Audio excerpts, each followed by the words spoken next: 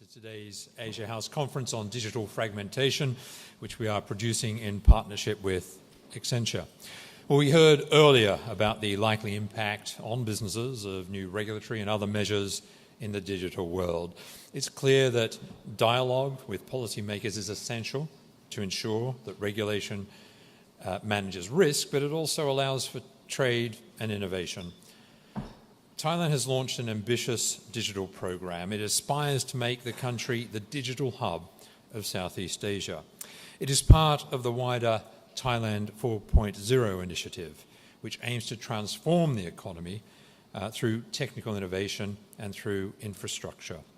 Well, we are delighted, very pleased, in fact honoured to be joined this morning by Dr. Pichet Durong-Kovorot, Thailand's Minister for Digital Economy and Society, who's flown in just this morning to speak with us. Dr. Pichet, please welcome to Asia House.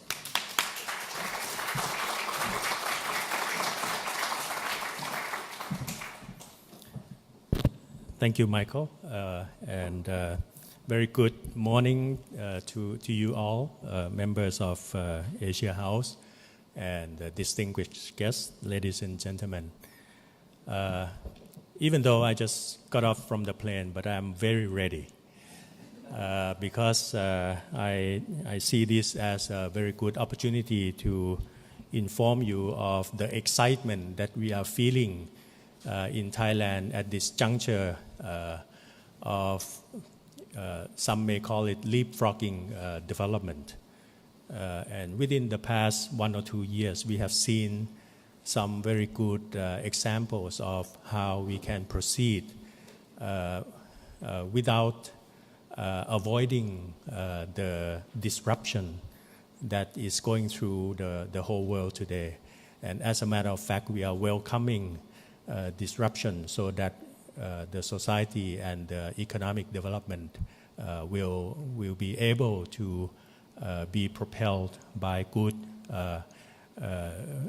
new regulatory regimes as well as development which is somewhat different from the past pattern.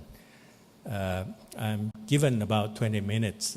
In fact, I have about a few hours to deliver to you. But let me say this. For the past year and a half, the government of Thailand has put in a new framework called Thailand 4.0 that Michael has mentioned. In brief, it reflects 3 pillars of development that we try to realize it.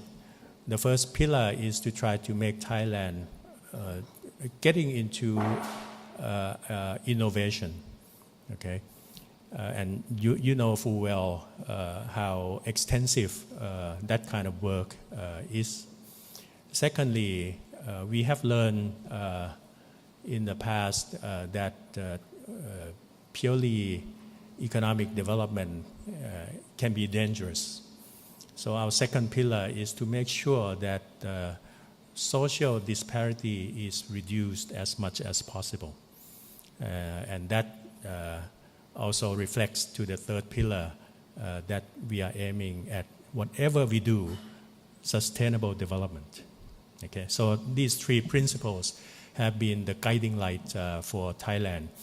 Now, as I mentioned very briefly to Michael, if you talk about Thailand 4.0, you also need to talk about the mega project that has been going on for the past year, and that is the Eastern Economic Corridor, or EEC, covering 3 provinces on the eastern part of the country. This is where the excitement in terms of Thailand 4.0 in real term. And for example, the new 3rd international airport at Utapao, the newly renovated deep sea port, again, same place at Utapao. The rail link, which is not only EEC, but will be covering the whole of Thailand, led by the current link from Bangkok to Nong Khai, which is the northeastern part, at the border with the Lao PDR. And if you look further north, you see the future rail link of China, especially from southern China through Thailand. And if I'm not wrong, in the future, it will be down to Malaysia. So you see a different kind of landscape in terms of transportation, in terms of cargo, in terms of passengers in the future. Together with that rail investment, which will be billions and billions, there will also be a number of high-speed trains. The most recent plan is for high-speed train that can capture the passengers that we already have today. For example, from Bangkok to Chonburi, Hua Hin, which is the resort town, and from Bangkok to Rayong, which is not only resort but also manufacturing on the eastern part. In the future again, we are going to see the east-west corridor as well.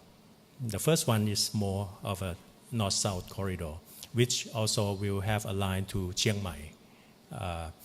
For the east-west part, we are talking about linking the eastern part to the western part at a province called Kanchanaburi through Bangkok. And Kanchanaburi is where we can enter into our neighboring country, that is Myanmar, which if we will be able to go through to the seaport of Myanmar, we will be able to deliver things to the Indian Ocean and beyond, okay? So this is just example, but I don't have much time for EEC. So let me get right into digital. The ministry that I'm handling at the moment is brand new. It just started early this year through a new legislative act. Even though a lot of assets have been passed through from the original ICT ministry. Anyway, what we are planning to do today, let me give you 5 or 6 examples of the things we are doing. The first one, in Thai we call it Net Pracharat. Basically, it's the village internet scheme. I've been wrestling with this project since early this year. The idea is, if you want to get into innovation, if you want to reduce disparity, you need to give your people access. And in telecommunication term, there are 3 A's. And I'm trying to realize the 3 A's. Not in 10 years, but within this year and next year. The first A is availability. Second is accessibility. But with these 2, if you don't have affordability, people still cannot connect. I'm talking about internet. I'm talking about fiber optics. In the past, we have about some 30,000 villages that have some kind of internet access. Okay? We still have much more to do. This year alone, my ministry is installing fiber optics to 24,700 villages. And at first, in the beginning, I thought it's going to be very, very painful, very difficult. So far, we have installed 20,000 villages within 4 months. Okay, there are many reasons why we could achieve that. So by the end of this year, we are going to be able to install 24,700, no problem. Okay, the rest, about 18,000, will be handled next year.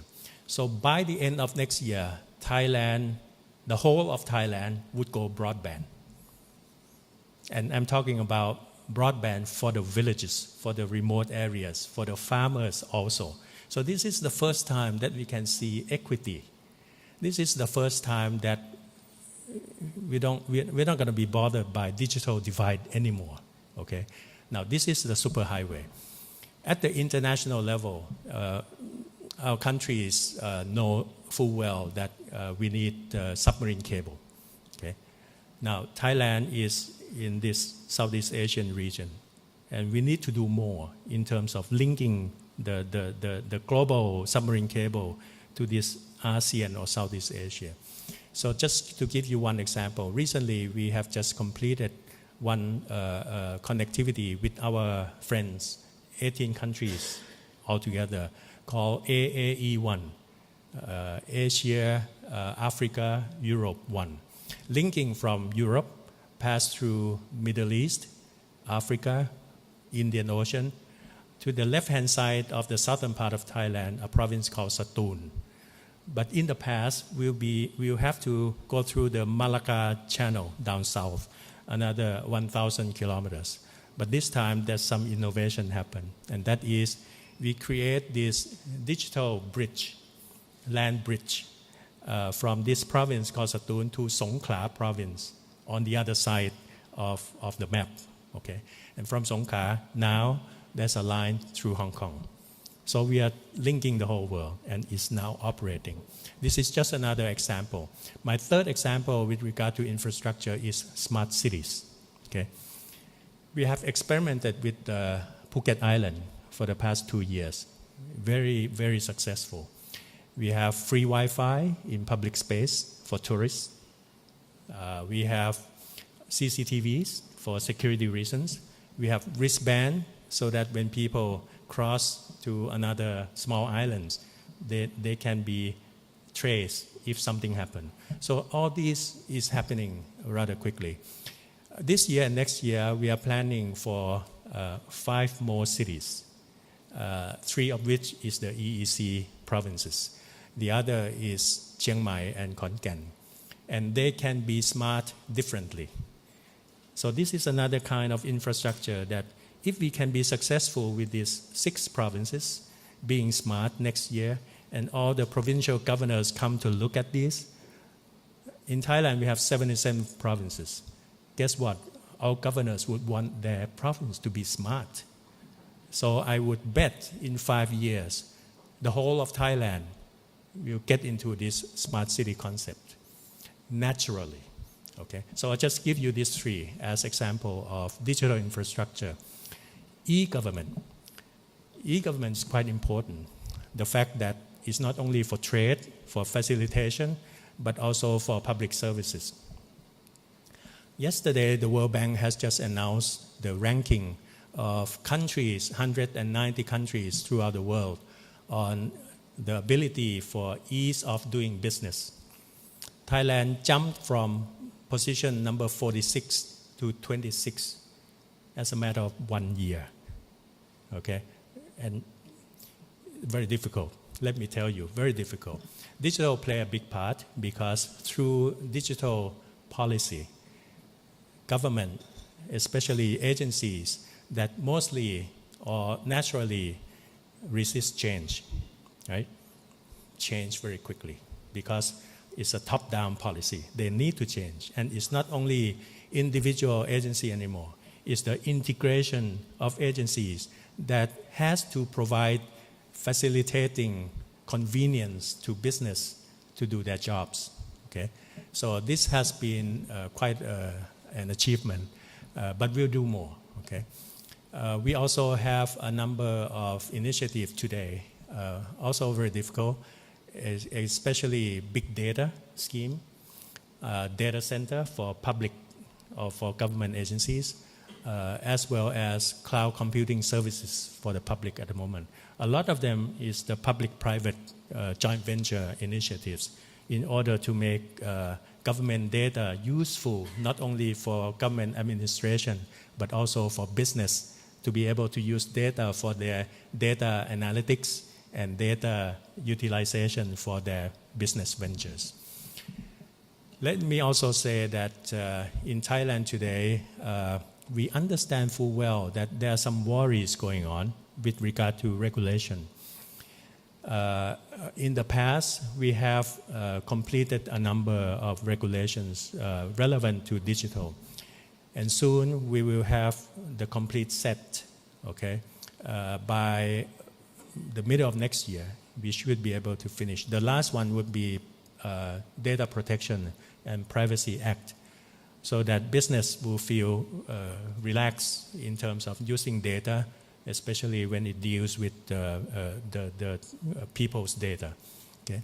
We also have most recently cybercrime, cyber security act, so that as we know, and UK got to feel it more than Thailand with regard to WannaCry, the ransomware. Okay, so with this piece of legislation, we'll be able to make sure that the society will be protected, especially the critical information infrastructure. Okay, and last but not least, we have also the computer crime law in order to protect, misbehavior as well as false information in the net. All this is to protect the society, to protect the business. Nothing to do with wanting data from the citizens. Okay? In fact, in the reverse, we are protecting data of the citizen. We have to do more on the human resource side, and this is where I think UK and Thailand can collaborate. We need digital workforce, a lot more of them. My plan is to make sure that we have 500,000 digital workforce in 5 years. Okay? We cannot do this alone. And now we have many measures in order to facilitate investment as well as human resource development. For example, in the EEC area is maximum investment privileges. In the past, they used to offer something like 8 years of tax exemption. Now it's 8 plus 5. In the past, you can rent the land for a short period of years. Now it's 50 years lease. Okay, something that the business can have more predictability on their ventures. We also have expanded our startups and entrepreneurs in a big way.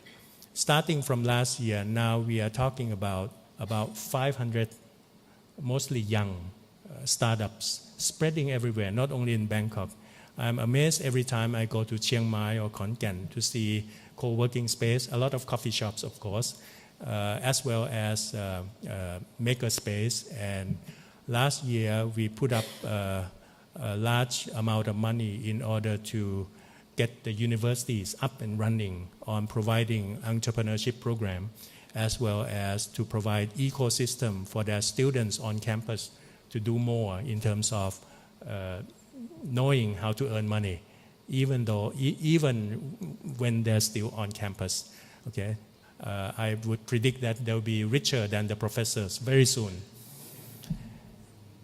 Let me conclude, because I'm taking a lot of your time, by saying that I insist that to me this is an exciting time, and it's the time that the government are fully aware of the needs of the private sector, the needs of the business, as reflected by this World Bank ranking.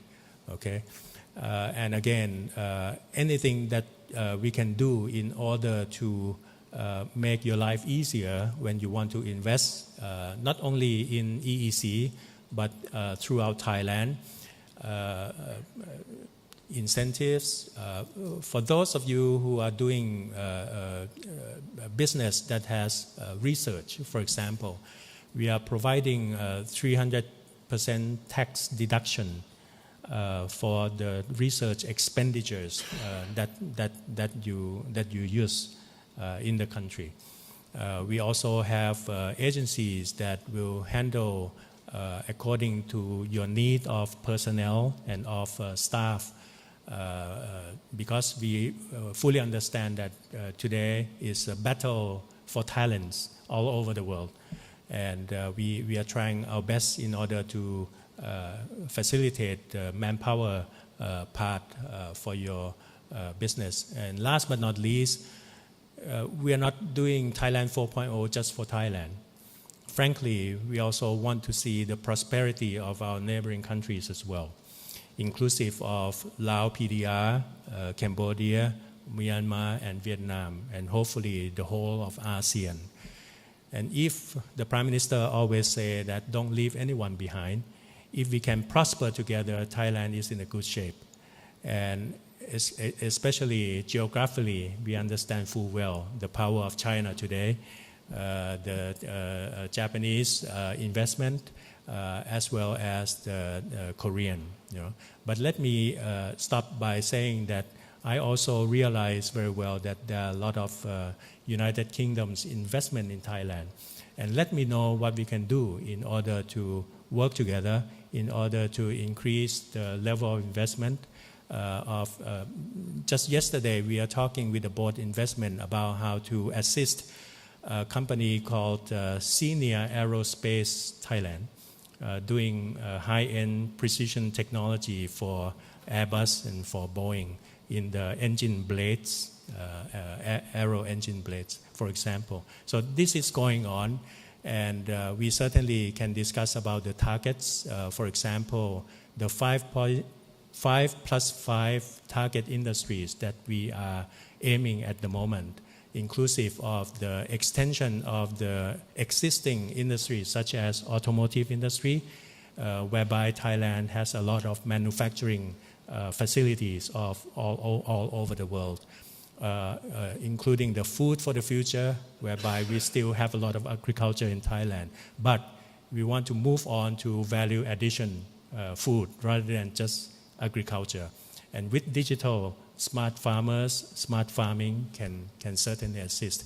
And also with the new S-curve, the so-called new S-curve, and that is the new industries that we want to move forward, including the aerospace, robotics, medical, digital, of course, as well as biofuels and biochemicals. So ladies and gentlemen, thank you very much for your attention, and let me know if the Thai government can assist you in any way so that your business and business partnership can grow. And let's make it happen soon, because digital cannot wait. Thank you very much.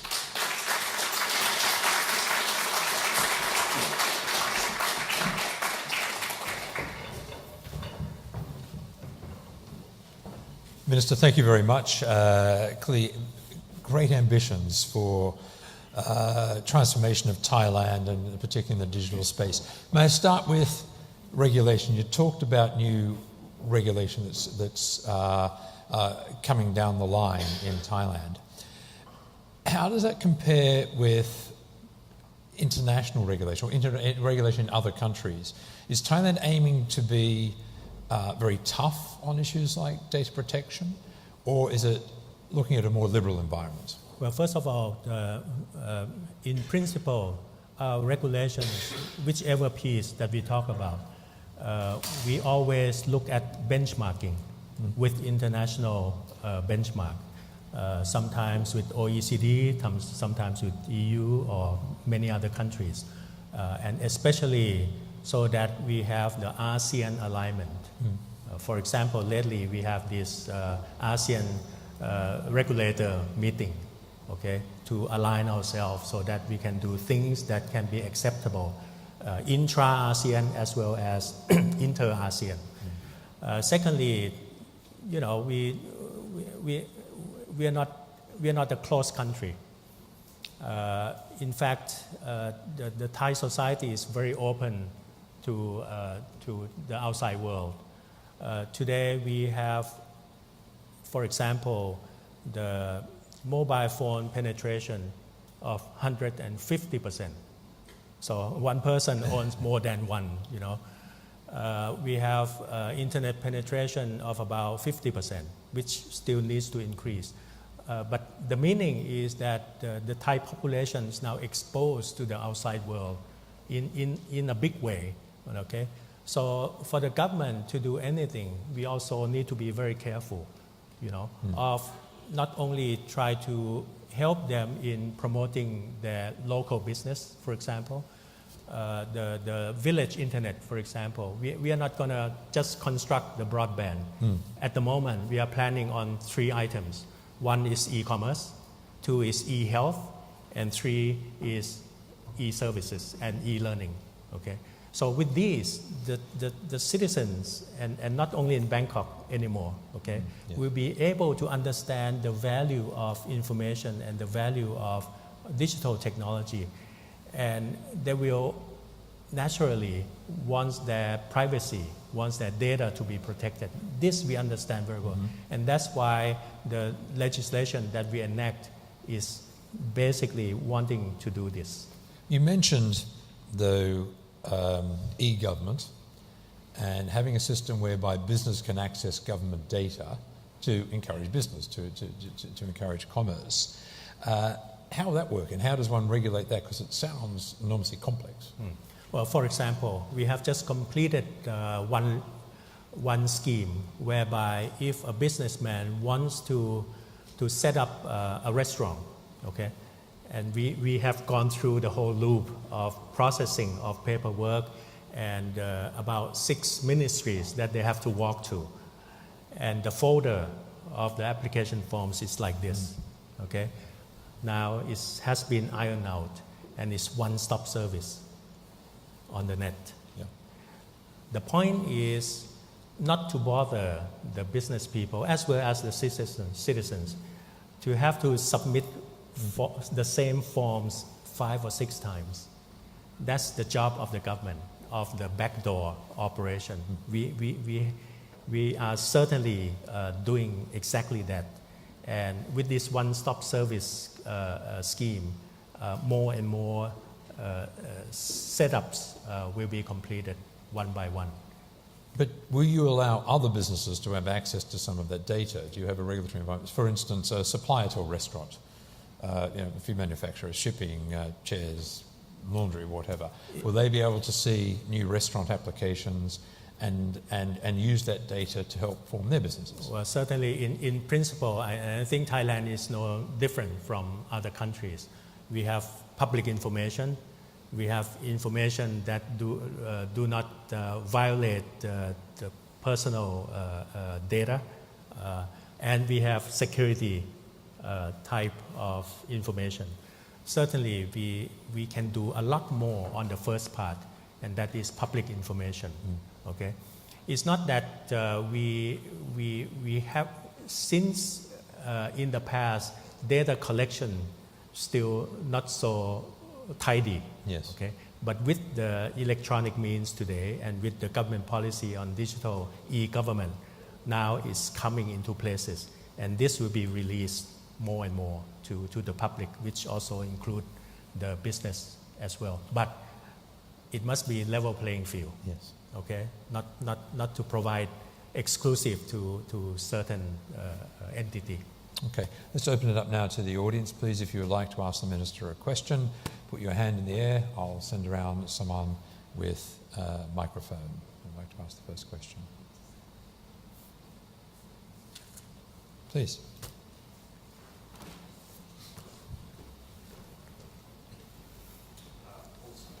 It's on. It is on. Paul Scully, I'm the new Prime Minister's Trade Envoy for Thailand. I'm looking forward to coming to Bangkok next week. Just a very basic question, actually. You talked about rolling out broadband to the villages, and that's fantastic news. What sort of speeds are you looking at achieving in those areas? Thank you. At this point, every village will be provided one free Wi-Fi so that villagers can make use. Okay, and it's 30 megabit per second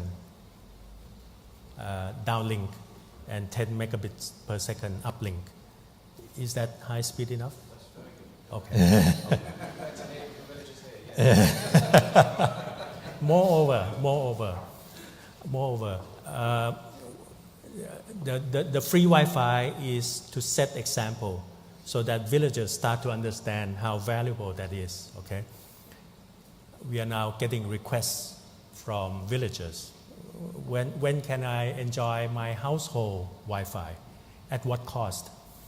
So this is the thinking, and we are implementing it very soon.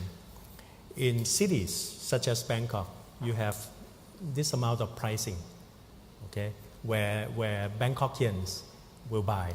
Okay. In villages, from public policy point of view, we say, don't use that pricing. You have to give them some handicaps. Otherwise, it beats the purpose of affordability. So now we are talking to ISPs on how they can reduce the margin, the profit margin, but in return, they have the volume.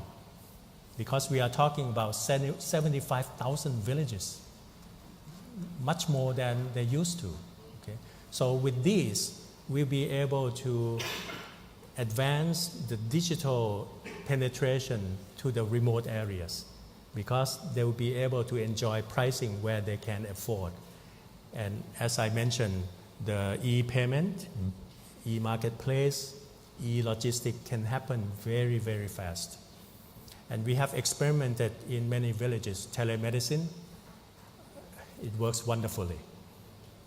And it helps, lives and healthcare service. In Thailand, we have health volunteers at the village level. And I just learned from the Ministry of Public Health that today we have more than 1 million volunteers. And they have been working for the past few decades. The idea is now to equip them with digital technology. So we are going to have the e-health volunteers in the near future. And they'll do preventive medicine, and they'll do primary care.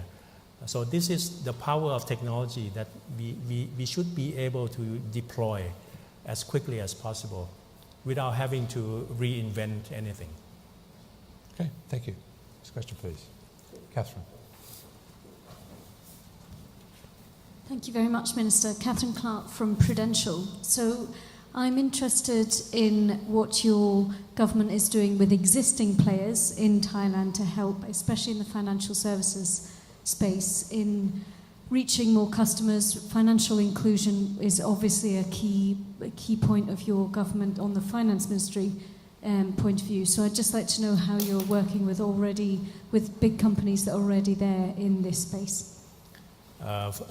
First of all, we have a number of initiatives on promoting Fintech, and the Bank of Thailand at the moment has the so-called Fintech Sandbox scheme, so that new innovation on financial transaction or financial arrangement can be handled even though it does not comply 100% with the existing regulation, but they can do it for the first time, maybe with some constraints or with some time limitation.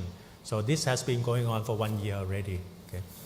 The Ministry of Finance is also, together with the Ministry of Digital Economy, going to work on the so-called digital identity scheme to enable the business to be able to do more efficient transactions and with a very healthy identifying the customers. Okay? And this will take about half a year because we have to do it very carefully in not bothering the person, the applicants, in whatever they want to do, to be identified through this eID scheme or digital ID scheme, which has the guarantee of the security, which has the guarantee of private data, and which will make it quicker for decision making in your transaction. So this is going to happen in half a year. The Ministry of Finance also very interested in SMEs, and they are trying to locate where SME can be helped, because SME is also very important, especially in supply chain to the bigger companies. And there are many schemes at the moment, including the grant, in order to help them equip more and better technology, as well as to make sure that the streamline of the supply chain will be more efficient. And last but not least, we also look into how to help the poor portion of the society. Okay? Just a few months ago, we have asked those who think that they are poor, register with us. Thailand has about 67 million people. Okay? 14 million registered. Okay, but we're not so sure. That person may be poor, but the spouse may be very rich, for example. So I asked my National Statistical Office to go and do a nationwide survey and to find out, okay? So the number reduced. But the message that I want to get through is that once we have that kind of data, we can help the poor more effectively, not only ad hoc or one shot, but in the long run. And we also ask them, apart from cash, what do you need? And this is very important because in the end, we don't want to give them cash. We want to give them something so that they can help themselves in the future. Some of them are SMEs. Some of them are village shops. Okay? So now we have better and better pictures of how to cope with the reducing poverty in the country. And this is just one example of how we can engage digital technology as well as the data and information to go through this data analysis and data analytics so that we can do better work. And I'm sure that it will have a very good effect on the business cycle as well. We're just about out of time. Is there one more question on there? There. Sorry. Thank you, Minister, for a very interesting speech. I come from a small country called Estonia, and we're very proud of our e-solutions and different e-initiatives. I was wondering, have you heard about the concept of e-residencies? So essentially it is that allows foreigners to sign yourself up and apply for an e-residency, and that allows you to open up businesses very easily. And so my question would be, do you know about it? And if yes, then do you have any internal discussions about applying this or similar something to this in Thailand as well? By the way, in 2 weeks, I'll be in Estonia for the Global Entrepreneurship Network event. We're not as good as you, certainly, because you are more advanced. But starting from early next year, we are going to have a scheme called Smart Visa. And Smart Visa is very meaningful for the expats who are working in Thailand today because it's too clumsy in terms of having to report themselves, having to get in and out. So Smart Visa would refers to those foreign workers in Thailand that can stay as long as 4 years plus, okay? And having to some kind of reporting themselves only once a year. And this will be inclusive of their family members as well. So this is just the first step, but we are heading toward that direction as well. Final question, Minister, before we wrap up. What engagement do you have with businesses, especially global business, multinational businesses, in particular about regulatory changes that you're looking at? Is there a forum, is there an active discussion, or are you pushing ahead based on discussion with other governments? And I have to limit myself to digital issues. Yes. Okay. In all the legislation pieces that we are introduced to the Parliament, we sit down and talk with business partners and to see where their concerns are. And then we discuss on how to conclude. This has been a normal practice. And according to the Constitution, and this is even bigger, in every piece of legislation, we have to have a public hearing. Okay? Sometimes it's a physical hearing like this. Sometimes it's through the internet. Okay? So this has been a normal practice today.